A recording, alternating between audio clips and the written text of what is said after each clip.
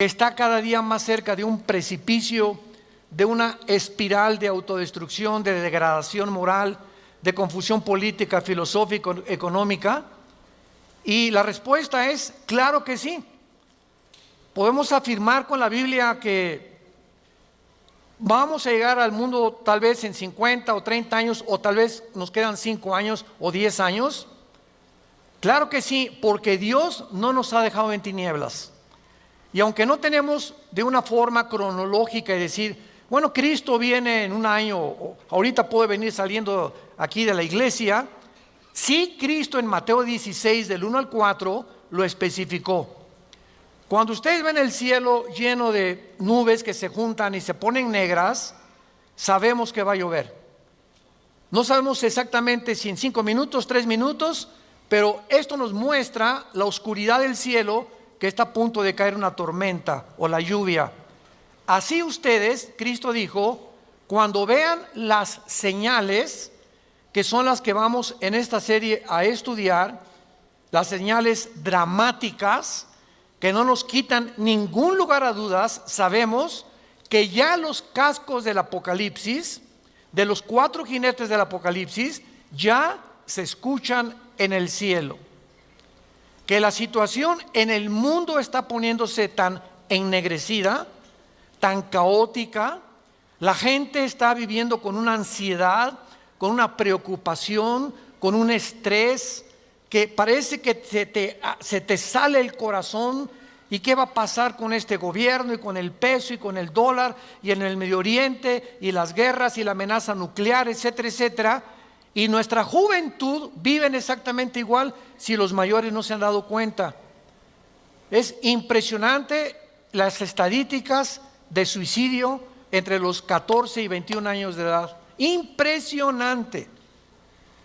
¿Por qué podemos atribuirle tal vez a la tecnología moderna?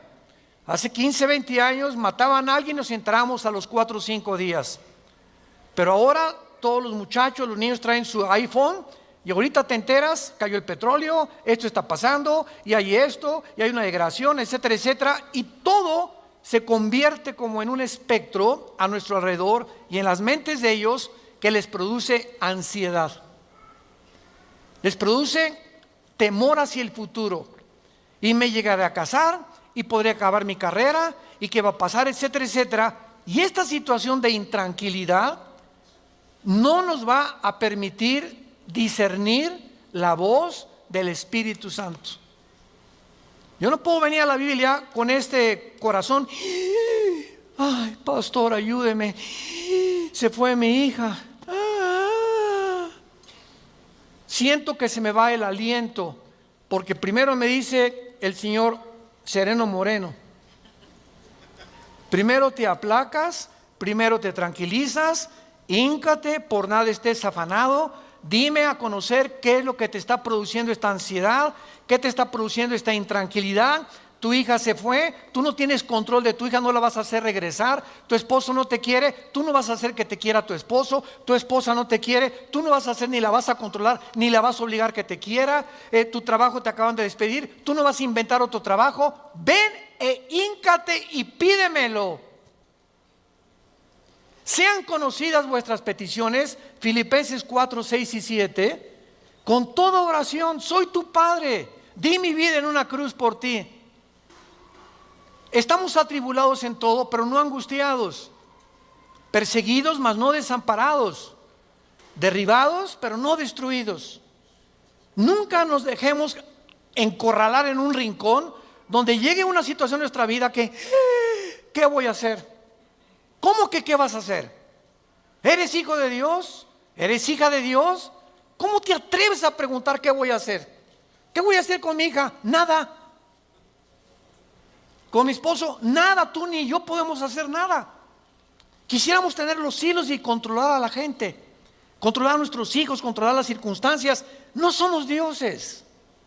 Los problemas y los eventos van mucho más allá de nuestra capacidad para resolverlos. Para eso vino el Espíritu Santo a nuestra vida, para que aprendamos a través de la oración, cambiar las cosas. Señor, ya se fue mi hija, ya se fue mi hijo está en las drogas, o mi hijo es homosexual, o mi hijo se hizo lesbiana, o mi hijo se quiere hacer transgénero, o ya pasó esto, ya pasó aquello. No podemos nosotros cambiar las cosas ni las circunstancias de ningún ser humano a nuestro alrededor, más que a través de la oración. Señor, te pido, mi hija, no voy a poder hacerla traer, no sé dónde está, mi hijo tampoco, pero Señor, yo vengo ante ti a interceder por mi hijo, por mi hija, por mi matrimonio, y en ese momento, echando toda esta ansiedad, esta preocupación que tenemos, dejémosla a Dios. Esa es la fe. ¿Qué es la fe? Confiar que lo que Dios dice es verdad. Señor, te lo dejo en tu cruz, pero yo quiero estar en paz. Porque si mantengo esta situación y esta actitud, cuando llegue mi hija, a mí me van a mandar al psiquiátrico. Y tú eres la que te vas a acabar enfermando porque no quisiste dejarle tu situación a Dios. Hay una escritora que se las recomiendo, que es neuróloga cristiana de Inglaterra, que se llama Carolina Leaf. Busquen sus libros, L-E-A-F, Leaf, como si fuera hoja. Esta mujer ha hecho los descubrimientos más asombrosos del cerebro y de las neuronas y de los millones de células que tenemos en el cerebro. Y ella dice que cuando una persona está en un estado de ansiedad y de estrés, y esto se los comparto porque ayer llegó una señora de un país sudamericano y me dijo, pastor, quiero decirle que tengo un programa de radio en tal parte de Sudamérica y que estaba yo narrando una historia cuando de repente se me fue la memoria. Estaba narrando en la radiodifusora una historia y de repente no sé por qué se me bloqueó el cerebro y me dio un tipo de amnesia cerebral que me duró casi 2 días. Lo primero que le dije fue lo siguiente: eres una mujer demasiado estresada. Y se levantó así los ojos y su esposo le dijo, ya ves, te lo habíamos dicho. Y ella me dijo, tengo más de 1 año sin vacaciones, soy una persona que ni siquiera tomo días de descanso y estoy siempre pensando, y además le digo, ¿no hace ejercicio? Me dice, sí, salgo con mi perro, con mi esposo, pero como su esposo, ¿verdad?, no le ayuda mucho, le dije, por favor vete tú sola con el puro perro, porque se va a complicar la situación. Pero es increíble lo que el estado de tensión continua nos lleva a un estado en el que puede afectar nuestra manera de pensar. Qué interesante, como lo vamos a ver en este estudio, qué interesante que Dios haya diseñado 6 días por 1 de descanso. 6 por 1. 6 por 1, para que respetemos el día de descanso. Ya sea para ti el lunes, porque el domingo trabajas, el día de descanso es el lunes, pero Dios nos ha programado para trabajar, preocuparnos y pensar 6 días y dedicar de cada 6 días 1 a no pensar en nada. Al boliche, al cine, a pasear en la canoa, a Xochimilco, a donde te dé la gana ir. Pero descansar el cerebro. Hay personas que van hasta de vacaciones y se llevan la laptop y ahí están en la alberca y con su laptop, etcétera, etcétera. Sus nietos no disfrutan con ellos, no se meten a nadar con ellos, no juegan la pelota en la alberca. A donde quiera que van, se llevan sus problemas. Y la mente no fue diseñada para trabajar así. Tenemos que descansar nuestra mente y aprender a que tengamos por lo menos un día, a que todas nuestras neuronas y todas las conexiones eléctricas que funcionan en nuestras células del cerebro puedan relajarse, porque esta neuróloga descubrió que cuando una persona está demasiado tensa en algo pasa con las neuronas, que son millones de conexiones, y una que se desconecte te produce interrupciones del sistema eléctrico cerebral que te puede causar finalmente locura. Y entonces llegan las personas, ¿y a quién creen que van a buscar? Al psiquiatra, al psicólogo. Y entonces te dice el psicólogo, bueno, ¿qué es lo que le pasa a usted? Pues mire, en la mañana ladro como perro.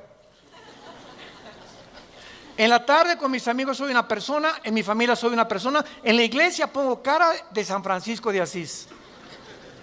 Y entonces, dentro de la clasificación que existe en el Manual de la Psicología y la Psiquiatría de la Asociación de Los Ángeles, California, que es el manual que rige casi todo Estados Unidos, te clasifican como múltiples desórdenes de la personalidad. Múltiples desórdenes de la personalidad. O sea, eres una persona o paranoica o neurótica o esquizofrénica. Esquizos, frenos en el griego, mente doble o mente dividida. Tienes una cara con tus amigos, tienes otra cara con tu familia, tienes otra cara en la iglesia. Y venimos a la iglesia y esto se llama en la Biblia una desintegración de la personalidad por la falsedad con la que tú vives. Qué profunda es la Biblia. Qué increíble que el Espíritu Santo nos pueda mostrar que cuando estamos tratando de vivir dos o tres actores, porque la palabra hipócrita viene del griego el que actúa. El que no es lo que es un actor se pone una máscara o se maquilla y sale y representa un papel que él no es, porque es el script que tiene que representar. Viene de la palabra actor. Pero hay personas que se hacen un script y con sus amigos son macho, camacho, y las mujeres, esto y el otro, y en su casa tienen otra cara, en la iglesia tienen otra cara, y con sus hijos tienen otra cara. Y comienzas a desintegrarte, escúchame muy bien, te comienzas a desintegrar sin que te des cuenta interiormente. Y cuando tú mantienes esta personalidad que está completamente desequilibrada, comienzas a manifestar problemas mentales. Esquizofrenia, sociopatía, psicosis, paranoia, etcétera, etcétera. Y los psicólogos y los psiquiatras te diagnostican y te dicen, pues si usted tiene esto, por esto y por esto y por esto. Y tú le preguntas, bueno, ¿y qué? ¿Con qué se compone mi cerebro? ¿Cómo puedo cambiar mi conducta? Ellos no tienen nada más que chochos.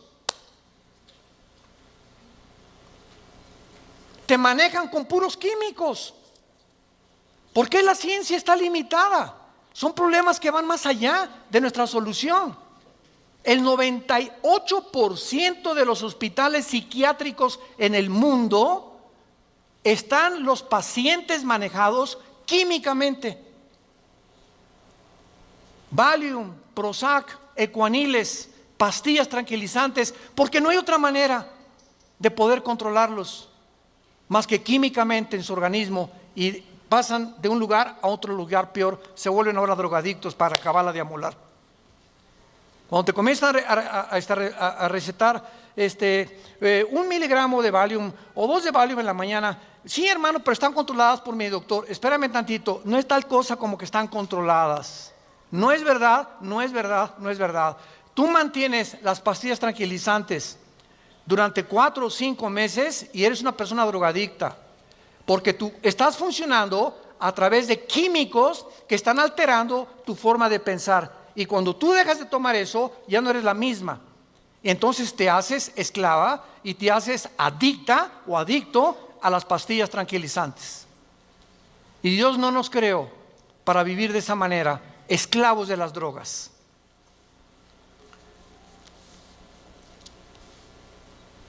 Cuando 2 o más pasajes de la Biblia pueden ser identificados claramente perteneciendo al mismo evento profético y al tiempo designado en esas profecías, podemos comenzar a armar un rompecabezas. La Biblia tiene una pieza en Joel, tiene otra pieza en el libro de los Hechos, tiene otra pieza en Primera de Tesalonicenses, y cuando venimos a la Biblia, tomamos una profecía de los últimos tiempos de Isaías. ¿Cómo sabemos que esa profecía de Isaías corresponde antes del rapto, o se refiere a la tribulación, o se refiere después de la tribulación, o se refiere al tiempo de dolores que Cristo profetizó que atravesaríamos? Entonces tenemos que juntar la otra pieza que nos falta con la otra pieza que nos falta Y cuando armamos y ponemos juntas las piezas, por eso la Biblia no es de interpretación privada. Yo no puedo venir a los Hechos, porque los Hechos es un libro histórico, narrativo. Los Hechos no es un libro doctrinal. Escúchenme muy bien. Los Hechos, el libro de los Hechos es un libro que narra la transición entre el judaísmo y el cristianismo. Y por eso había tanta confusión de los apóstoles, porque de repente no era solamente para Israel la salvación. Ahora era para todos los gentiles, italianos, guatemaltecos, mexicanos, etcétera, etcétera.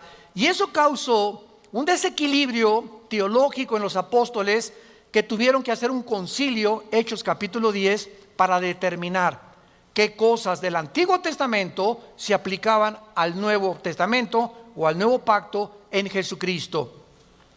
Entonces, en el libro de los Hechos encontramos, por ejemplo, que muchos comenzaron a hablar en lenguas en 3 ocasiones, y fueron evidencia del Espíritu Santo. Y muchas iglesias han tomado que los fenómenos que pasan en el libro de los Hechos continúan pasando a través de la historia, lo cual es el error más grande teológicamente manifestado, expuesto exegéticamente con la Biblia. Porque los apóstoles escriben Filipenses, Gálatas, Colosenses, Timoteo, para explicar lo que pasó en los Hechos. Y los fenómenos que pasaron en los Hechos sucedieron porque no tenían la Biblia. Y los apóstoles tenían que evidenciar de alguna manera que el Espíritu Santo era real y que los milagros obraban efecto en ellos y demostraban que ellos eran los apóstoles de Jesucristo. Como dice la segunda carta a los Corintios capítulo 12 el apóstol Pablo, a través de los milagros evidenciamos que realmente éramos los apóstoles de Jesucristo. Entonces, cuando no entendemos la estructura de la Biblia, ¿cómo interpretar esto a la luz del otro pasaje? Es cuando caen las sectas. ¿Qué cosa es una secta? Es un grupo que se junta para sacar un versículo de la Biblia sin tomar en cuenta las demás piezas del rompecabezas, y con ese versículo que sacaron arman una doctrina. Por ejemplo, los mormones, tus compadres. Los mormones sabemos que fue fundada por un falso profeta, José Smith. Lo mataron cuando Estados Unidos tuvo la Constitución y prohibieron la poligamia. Entonces los mormones enseñan que somos dioses y que Jesucristo es un Dios también, y toman un versículo y lo enseñan. Es que David tuvo muchas mujeres, Salomón 700 mujeres y 300 amantes, ¿por qué no yo? Sin tomar en cuenta las condiciones históricas y el marco donde se desarrollaron estos reyes, y poder entender que en el Nuevo Testamento, 1 Timoteo, se dice marido de una sola mujer, no 2 o 3 alrededor. Entonces, si el Shah de Irán y si los jeques árabes tienen un harem de 10 o 15 mujeres, no significa que tú lo vas a tener. ¿Y por qué Dios lo permitió? Esa es otra pregunta muy buena. Dios lo permitió, pero nunca fue la voluntad de Dios. Y ve lo que le pasó a Salomón, ve lo que le pasó a Sansón y ve lo que le pasó a David. Los 3 hombres más grandes del Antiguo Testamento cayeron por una mujer. Una mujer arruinó su vida para siempre. Casi pierde el ministerio como Sansón y Salomón. David se levantó, gracias a Dios, pero nos damos cuenta que Dios nos habla en este libro, y por eso se llama Santa Biblia, porque nos dice la verdad de lo que hay dentro de nosotros. Dios no oculta los pecados de los más grandes hombres que la Biblia describe. Un hombre común y corriente, un escritor, jamás se atrevería a eso. Protegería a los héroes, pero Dios los desnuda y nos muestra que fueron hombres como tú y como yo. Muy bien, vamos a ver a continuación algunos 4 pasajes proféticos que se encuentran conectados, interrelacionados los unos con los otros. Y vamos a ver en estos pasajes, a los que les interese apuntar, cada vez que ustedes vean en el Antiguo Testamento o en el Nuevo Testamento la frase la frase el día de Jehová, el día de la ira de Dios, o en el Nuevo Testamento el día de Cristo o el día del Señor, se refieren todos a los 7 años de la tribulación. A los 7 años de la tribulación. Entonces, cuando vemos nosotros que dice el día de Jehová, sabemos que ya nosotros no vamos a estar aquí. Porque se refiere a un periodo que viene en el futuro de 7 años para Israel, donde Dios los va a purificar y se vienen sobre el mundo las calamidades más catastróficas que jamás la historia ha podido concebir. Y vamos a ver entonces que esta frase, el día de Jehová, no es un día de 24 horas, porque la palabra Yom, Y-O-M en el hebreo, que se tradujo día, puede ser de 24 horas, de una semana o puede ser de un año también. Entonces, el día de Jehová menciona 7 años. Vamos a ver el primero en Joel capítulo 2. Joel capítulo 2, versículo 30 y 31. ¿Se acuerdan ustedes hace algunos meses de las lunas de sangre? ¿Y se acuerdan ustedes el alboroto que se formó alrededor? Que ya estábamos en la tribulación, que ya venía el Señor, que eran señales cósmicas de que Cristo estaba a la puerta, bla, bla, bla, bla, bla. Inclusive falsos profetas inundaron las redes sociales, en el internet, en YouTube, en Twitter, emitiendo, comunicando mensajes falsos, etcétera, etcétera. El mundo estaba alarmado. Recuerdo que nos hablaron a nosotros, allá estábamos en Dallas, Texas, a una sesión especial como de 15 pastores para que pudiéramos dar nuestra opinión y contradecir todo lo que estaban diciendo, inclusive muchos líderes cristianos. Y vamos a ver ahorita en dónde fue el error tan grande que estas personas cometieron cuando las 4 lunas de sangre que se formaron hace algunos años, creyeron ellos que eran las señales de la Biblia y se equivocaron en lo siguiente. Solamente hay 3 pasajes en la Biblia donde se mencionan las lunas de sangre, las que van a marcar el día del Señor. Pero vamos a notar ahorita, tenemos que usar el microscopio en lo que leemos. Vamos a notar que cuando estas lunas de sangre bíblicas aparezcan, van a aparecer aunadas a un eclipse solar. Y las que aparecieron actualmente fueron eclipses lunares y no eran las que menciona la Biblia, porque solo 3 veces se menciona una unión entre el sol oscurecido y las lunas de sangre. Vamos a ver en Joel 2, 30 y 31 de quién está hablando. Daré prodigios en el cielo y en la tierra, sangre, fuego, columnas de humo. El sol, ojo, el sol se convertirá en tinieblas y la luna en sangre antes que venga, ¿cuándo? ¿Qué cosa? El día grande y espantoso de Jehová. Aquí estamos colocando el fenómeno del sol oscurecido y las lunas de sangre antes de los días de la tribulación. Veamos claramente que la tierra experimenta lunas de sangre durante algunos eclipses de luna. Ha habido muchas lunas de sangre en la historia y muchos creen que esta profecía se refiere a un eclipse lunar de sangre. Sin embargo, los astrónomos que nos acompañan lo pueden testificar. El sol tiene que estar brillando sobre la tierra, con la tierra entre el sol y la luna para un eclipse lunar. Ahí es cuando se produce el eclipse lunar. Hace algún tiempo se estuvo manejando en las redes sociales que la tierra era plana. Ni levante la mano porque te vas a quemar. Y muchachos en las universidades, no es que está demostrado por la NASA. Bueno, es impresionante las mentiras, la deformación de las cosas, que hacen muchas veces para atraer la atención sobre esas redes sociales y mantenerte en estado de ansiedad y estar viendo ahí con el propósito de tener más seguidores. Y esto, si acaba de que la tierra es plana, simplemente dile a la persona de cuál fumó, para que en un solo eclipse de la luna se ve claramente que la tierra es redonda. Ya sin más investigaciones, que no necesitan ni a NASA, ni a Einstein, ni a Stephen Hawking, en un solo eclipse podemos darnos cuenta la redondez de la tierra. Se ve claramente la redondez de la tierra, por el amor de Dios, virgen de todos los remedios.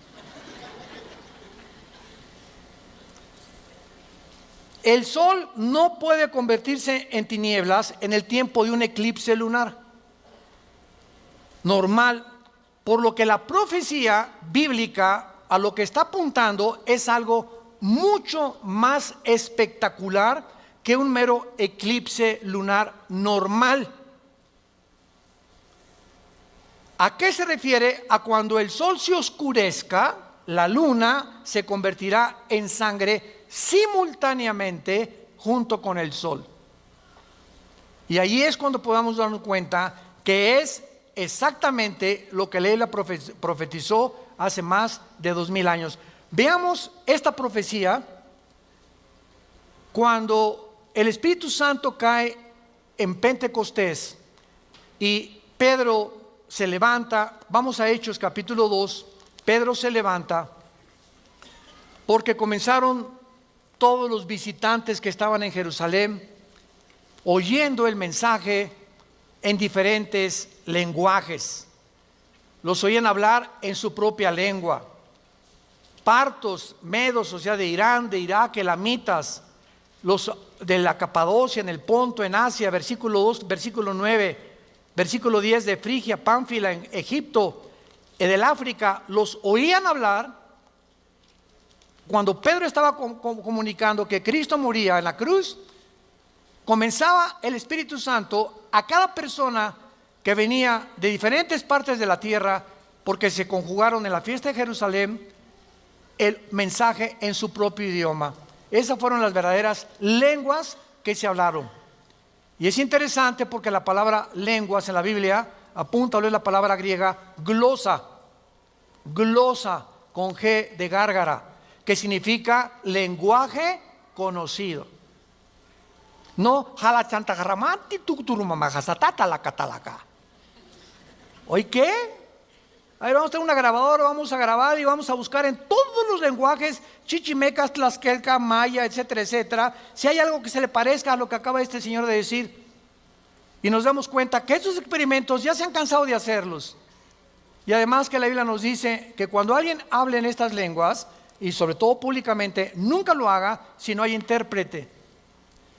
Y si no hay intérprete, que se calle. 1 Corintios capítulo 14. ¿Y por qué debes de callarte? Porque si entra una persona que no es cristiana, ¿sabes qué va a creer? Que estás loco. Y sí que va a ser un conjunto. Esta iglesia no es una iglesia, es un hospital para locos. Y todos por acá y por allá, y saca la bazuca, señor, y lenguas militares. Imagínense nada más. Y la Biblia lo prohíbe en 1 Corintios 14. Si no hay intérprete, que te calles. Y si alguno habla en lengua, sea por turno, uno y que le interprete, o dos, y no todos al mismo tiempo. Pero parece que la Biblia no existe y nos las brincamos y entró una confusión. De eso se trató ayer el congreso que hicimos de pastores. De vamos a hacerlo cada año y comenzar a regresar a los fundamentos de la palabra de Dios. Porque la sana doctrina está siendo completamente infectada con tantas doctrinas que no están en la Biblia. En Hechos 2, capítulo 2, versículo 16 en adelante, aquí nace la iglesia. Y noten ustedes que el apóstol Pedro, lo primero que cita es la profecía que acabamos de leer de Joel. Mas esto es lo dicho por el profeta Joel. Pero vamos a encontrar algo muy interesante aquí. En los postreros días, dice Dios, la primera pregunta, ¿por qué el apóstol Pedro está relacionando el inicio de la iglesia con los últimos días? O sea, realmente los últimos días comenzaron cuando nació la iglesia. Antes de seguir leyendo la profecía, bueno, vamos a leerla y vamos a aclarar por qué realmente nos encontramos desde Cristo a nuestros días, en estos 2000 años que han pasado, en el calendario cronológico de Dios. La Biblia enseña, 1 de Pedro 1, 19 y 20, 1 de Juan 2, 18, lo vamos a ver, que nos encontramos en los últimos días, en los últimos 2000 años de la historia de Dios. Y si ya estamos en el calendario de Dios, en el siglo XXI, ¿acaso nos pasamos de 2000 años?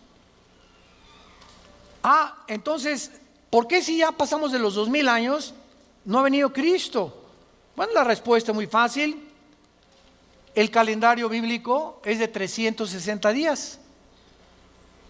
El Papa Gregorio, a principios del siglo III o IV, cambió el calendario lunar de los judíos al calendario solar. Entonces, nosotros vivimos bajo el calendario gregoriano de 365 días. Se le agregaron 5 días, minutos y segundos al calendario que vivimos. Y si tú lo comparas con el calendario judío está trazado casi 240 años. Porque cuando vinieron los romanos y destruyeron Jerusalén en el año 70 después de Cristo, se perdieron todos los papiros, todos los rollos, y cuando volvieron a hacer la reunión o a juntar toda la información que encontraron destrozada los judíos y los rabinos, hicieron el Talmud y el Mishnah, que son libros que no corresponden a la Torá, que es la ley, los 5 libros del Antiguo Testamento, sino que comenzaron a interpretar los rabinos la Torá y el Talmud y el Mishnah. Son interpretaciones de ellos de la Torá o de la ley judía. Entonces, si nosotros entendemos toda esta situación, vamos a aproximarnos con este estudio, con esta serie, que va a tomar unas 4 o 5 conferencias, y consíganlas porque van a estar aquí a la disposición, y vamos a poder tener una claridad mucho más amplia del tiempo en que estamos viviendo. Pero ya ven, requiere de investigación, de una exégesis clara de las Sagradas Escrituras, tanto del Antiguo como del Nuevo Testamento. Continuemos con la profecía que cita Pedro de Joel. Esto es lo dicho por el profeta Joel: en los postreros días, en los últimos días, derramaré de mi espíritu sobre toda carne. En otras palabras, en el Antiguo Testamento, el Espíritu Santo venía nada más sobre los judíos. Y el Espíritu Santo venía sobre Sansón. Qué lástima que pongan a Sansón como Rambo, porque si lo ponen como Rambo, pues están atribuyendo que su fuerza era de sus músculos, y tal vez le hicieron el palillo de dientes a Sansón.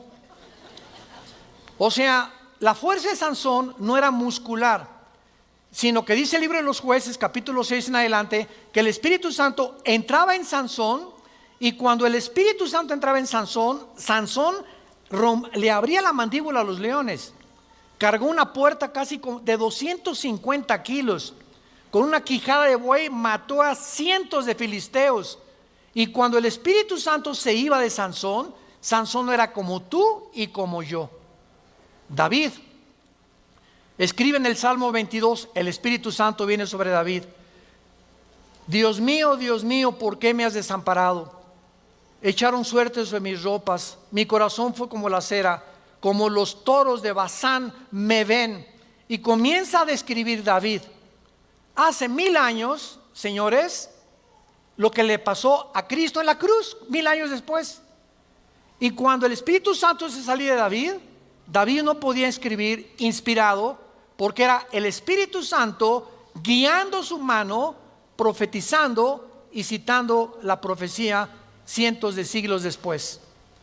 Entonces, en Pentecostés, el Espíritu Santo llega sobre los apóstoles, y desde hace 2000 años a nuestros días, la persona que recibe a Jesucristo, recibe al Espíritu Santo, es sellada con el Espíritu Santo, es bautizada en el momento de la conversión con el Espíritu Santo. El bautismo del Espíritu Santo no es después de la conversión, es en el momento de la conversión, y de ahí en adelante nunca nos vuelve a abandonar. Somos sellados, Efesios 1, 13 y 14, hasta la resurrección. Cuando resucitemos, el Espíritu Santo ya no lo necesitamos, se va de nosotros, porque seremos como Jesús. 1 Juan 3, del 2 al 3. Entonces, ahora el Espíritu Santo está dentro de nosotros y ya no entra ni sale. Ahí está dentro de nosotros hasta que muramos. Esto es lo que significa: derramaré mi espíritu sobre mexicanos, guatemaltecos, chinos, ya no solamente Israel. Dios le puso pausa a Israel, introdujo la iglesia en estos 2000 años. Nos vamos en el rapto con Cristo y Dios seguirá con Israel lo que le falta estar con Israel en los tiempos de la tribulación, para regresar con nosotros en la segunda venida y establecer su reino milenial. Derramaré mi espíritu sobre toda carne. Vuestros hijos y vuestras hijas profetizarán.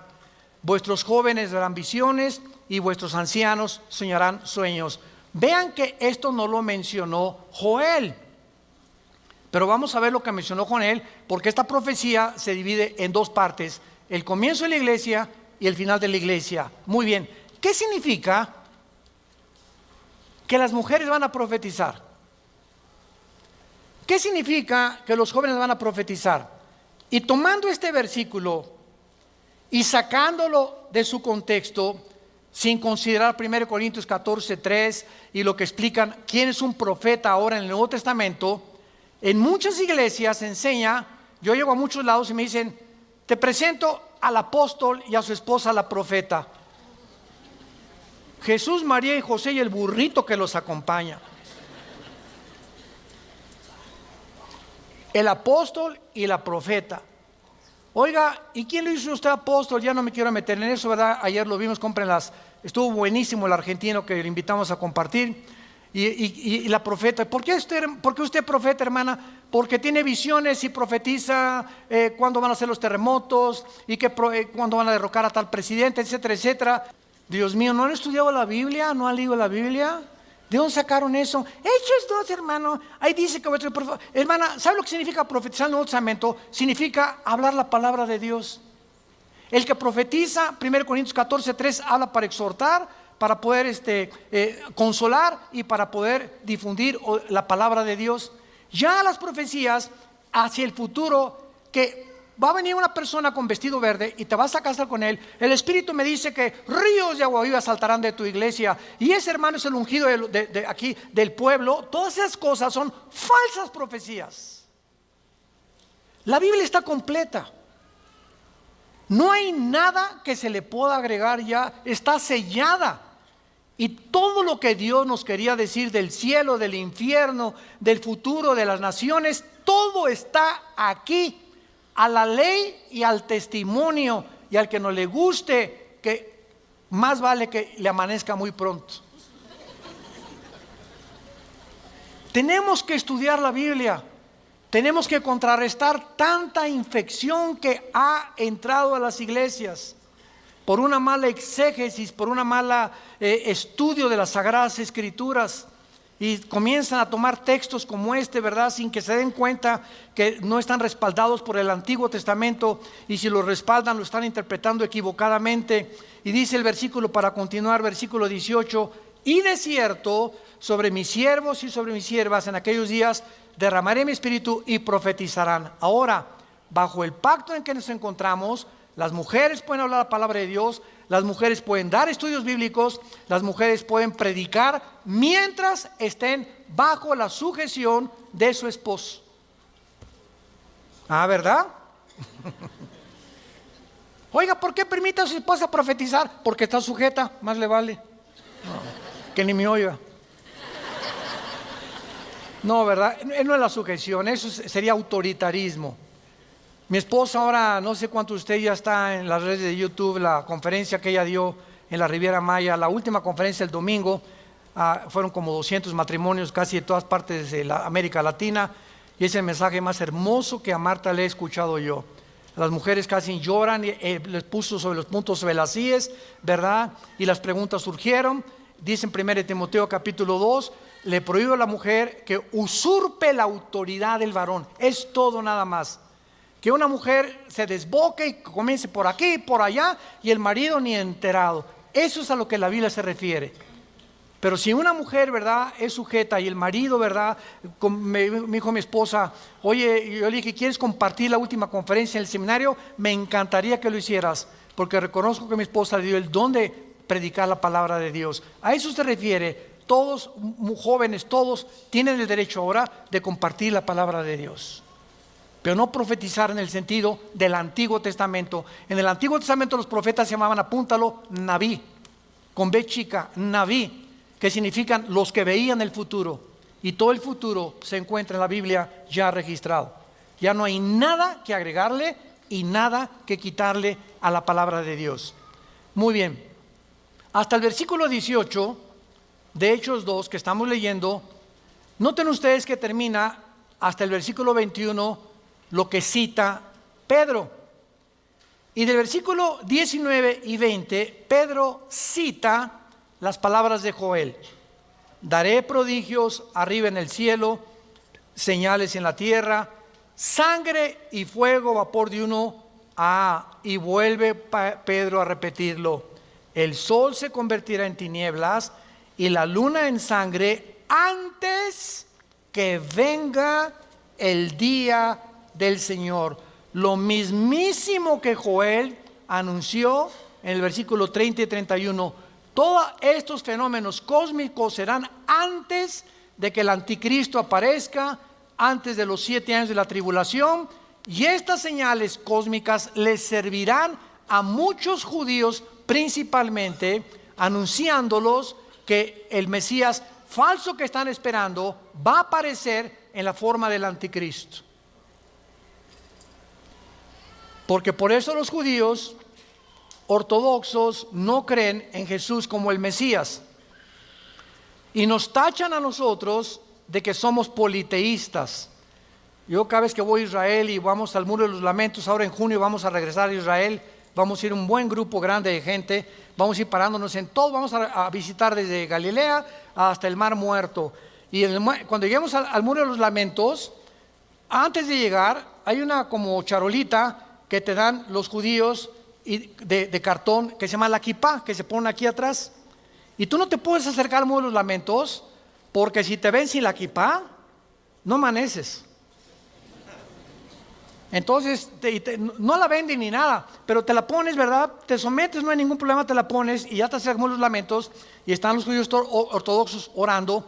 Y me acuerdo la última vez que fuimos que había un rabino judío ortodoxo, y como hablaba español, oí que le dijo, oye, che. Y entonces en ese momento dije, tú eres de Argentina, ¿verdad? Sí, Buenos Aires, claro, por el che. Y le dije, ¿tú conoces a Jesús? Y se espantó. Y me dice, tú eres cristiano, ¿verdad? Y me puso unos ojos tan feos. Le dije, sí, soy cristiano.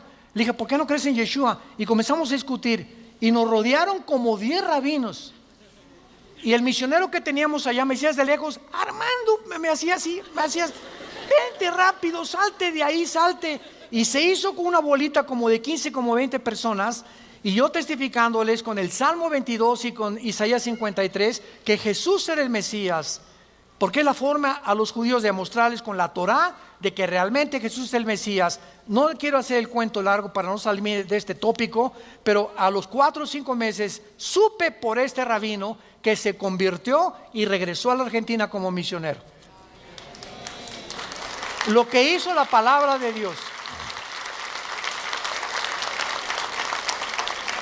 Le pregunté a nuestro misionero que teníamos allá, oye, ¿por qué me decías así? Y me dice, porque mira, no sé por qué, pero te salvas que te mataran.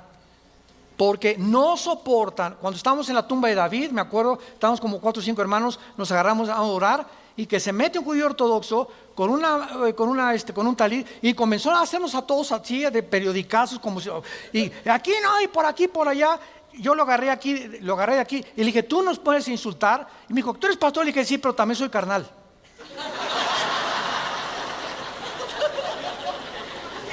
Se me quita a veces lo espiritual. Dije, tú no tienes ningún derecho a hacernos esto. Y mi señor me estaba traduciendo, ¿no? Dile que no tiene derecho a hacer esas cosas, ni viene a empujarnos, porque tenemos el derecho a estar aquí por el gobierno de Israel. Y se salió, pero no soportan a los cristianos. Es una religiosidad impresionante. Por eso Apocalipsis 11, léanlo, acaba Jerusalén será como Sodoma y como Egipto antes que venga el Señor. Y no es de extrañarnos, Tel Aviv, la capital de Israel actualmente, que gracias a Dios se cambió ya a Jerusalén. Tel Aviv es el centro de los gays en el mundo. Se cambió de Madrid a Tel Aviv. Es el centro internacional del movimiento gay en el mundo. Estos son los tiempos en que estamos viviendo. Entonces, Pedro recuerda a Joel y cita la luna de sangre y el sol en tinieblas.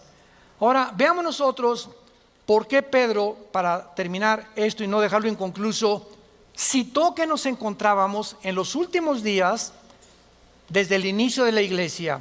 Vayamos a Primera de Pedro, capítulo 1, y veamos que el apóstol Pedro lo vuelve a repetir en la primera carta que escribió a la iglesia. Primera de Pedro 1, 19 y 20. Sino con la sangre preciosa de Cristo, como de un cordero sin mancha y sin contaminación, ya destinado desde la fundación del mundo, pero manifestado. ¿Cuándo se manifestó Cristo? En los postreros tiempos, por amor a vosotros. Pedro dice, desde que Cristo aparece en el mundo, se comienza a contar en la cronología que Dios estipuló, que Dios decretó para el tiempo de los seres humanos, se consideran los últimos tiempos. Después de la iglesia ya no sigue nada más que el juicio de Dios. Somos la última generación y nos encontramos mucho más cerca de lo que se puedan ustedes imaginar, como lo vamos a demostrar con la Biblia. Y finalmente veamos en Primera de Juan, síguele dando vueltas allá, a Primera de Pedro, y en Primera de Juan, capítulo 2, versículo 18, el apóstol Juan coincide y está de acuerdo con el apóstol Pedro. Primera de Juan 2, 18. Y dice así: hijitos, ya es, no oigo, el último tiempo, y según ustedes oyeron que el anticristo viene, así ahora han surgido muchos anticristos. Por esto conocemos que es el último tiempo. El apóstol Juan consideraba que desde que él estaba ya escribiendo esta carta a la iglesia, ya nos encontrábamos en el último tiempo. ¿El último tiempo de qué? Sígame con cuidado. En la Biblia hay dos frases: los últimos tiempos de Israel y el último tiempo o los últimos días de la iglesia. Entonces, cuando distinguimos estas dos frases, no las confundimos y nos damos cuenta que los últimos tiempos de Israel, ¿cuándo serán? En la tribulación. Es la última etapa que Dios tiene para tratar con ellos. Pero el último tiempo para nosotros se cumple en el rapto. Cuando desaparezcamos millones de personas del mundo, se acabó el tiempo para la iglesia. Y los que se conviertan en la tribulación formarán parte de otro evangelio, el evangelio eterno, y ellos son los que cuando Cristo venga resucitarán para entrar junto con nosotros al reino milenial de Jesucristo. Ahora, aquí es muy importante lo siguiente. Vayamos a Apocalipsis capítulo 6, finalmente, para ver que son los tres pasajes en la Biblia que mencionan lo que estamos mencionando. Apocalipsis 6, 12 al 17. El cuarto y el quinto sello de Dios. Cuando abrió el sexto sello, hubo un gran terremoto. El sol, por favor, mucha atención, el sol se puso negro como tela de silicio y la luna se volvió como sangre. ¿Cómo sabemos que este versículo a qué tiempo se refiere si lo juntamos con Hechos y lo juntamos con Joel? ¿Verdad? ¿Me van siguiendo? Cuando unimos estos piezas del rompecabezas, nos damos cuenta que al coincidir los tres pasajes en el día del Señor corresponden a eso y no antes ni después tampoco, y que se va a cumplir antes del día del Señor. Dice la Biblia a continuación: las estrellas caerán del cielo sobre la tierra. Sabemos que no se refiere a las estrellas, a los meteoros de materia, porque las estrellas en la Biblia en más de 10 veces tienen relación con los ángeles caídos. Vendrá una invasión, como lo vamos a ver en Apocalipsis 9, de demonios sobre la tierra en ese tiempo, y como la higuera deja caer sus higos, es sacudida, el cielo se desvanecerá como un pergamino que se enrolla, y todo monte y toda isla se removerá de su lugar, y los reyes de la tierra, y vean todas las clases sociales, los grandes, los ricos, capitanes, poderosos, siervos, libres, se escondieron en sus cuevas entre las peñas de los montes, y decían a los montes y a las peñas: caigan sobre nosotros, escóndanos del rostro de aquel que está sentado sobre el trono y de la ira del Cordero, porque el gran día de su ira ha llegado, y quién podrá sostenerse en pie. ¿Cómo sabemos a dónde pertenece este pasaje? Porque está hablando del día del Señor, que es el día de la ira de Dios, donde nosotros ya no vamos a estar aquí.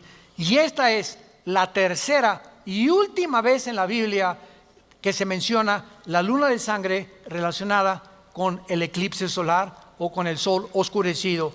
La luna de sangre en conjunto con el sol oscurecido nos brinda una conexión profética única en la Biblia, porque solo 3 pasajes en toda la Biblia reúnen al sol oscurecido con la luna de sangre.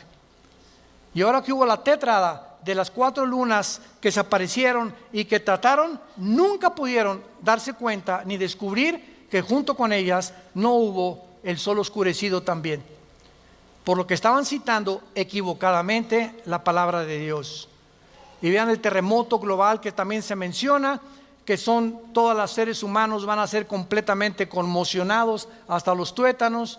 Y yo no sé si tú que escuchas estas profecías vas a estar aquí y padecer y sufrir con tu familia los horrores que se vienen sobre el mundo.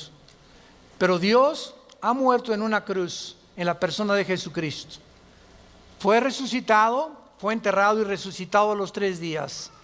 Y Él quiere decirte que Él vive y que su resurrección cambió la historia del mundo a tal grado que la historia se cuenta antes y después de Cristo, antes y después de Buda, antes y después de Confucio, antes y después de Walter Mercado, antes y después de Mahatma Gandhi, antes y después de Mahoma. ¿Por qué es Jesucristo el personaje que más ha impactado la historia del mundo, al grado que dividió la historia?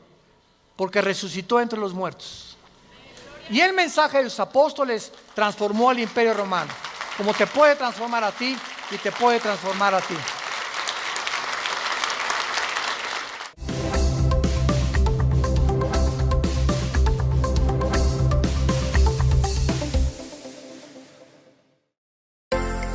Vida Nueva para el Mundo se sostiene y propaga el mensaje de salvación de Jesucristo gracias a Dios y a tus donativos. Llevemos juntos el Evangelio de Jesucristo al mundo entero. Realizamos eventos, seminarios, congresos y diferentes programas para dar a conocer el mensaje de salvación y el poder de nuestro Señor, transformando y edificando vidas de mujeres, hombres, niños alrededor del mundo. ¿Qué pasa cuando decides hacer tu donativo? Aunque no puedas llevar la palabra personalmente a todo el mundo, de esta forma lo estás haciendo. Con tus donativos o aportaciones, estás sembrando y formando parte de lo que Dios está haciendo en su obra. Estás ayudando a traer luz a la oscuridad, paz al conflicto y esperanza a los que no tienen ninguna. Dona desde México.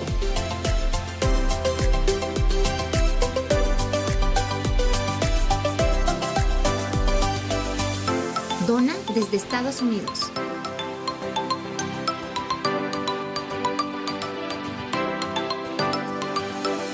Para el resto de donaciones de otras partes del mundo, www.vidanuevaparaelmundo.org.mx/dona. Estamos cumpliendo la gran comisión. Por tanto, vayan y hagan discípulos a todas las naciones, bautizándolos en el nombre del Padre, del Hijo y del Espíritu Santo, enseñándoles que guarden todas las cosas que les he mandado. Y he aquí que yo estoy con ustedes todos los días hasta el fin del mundo.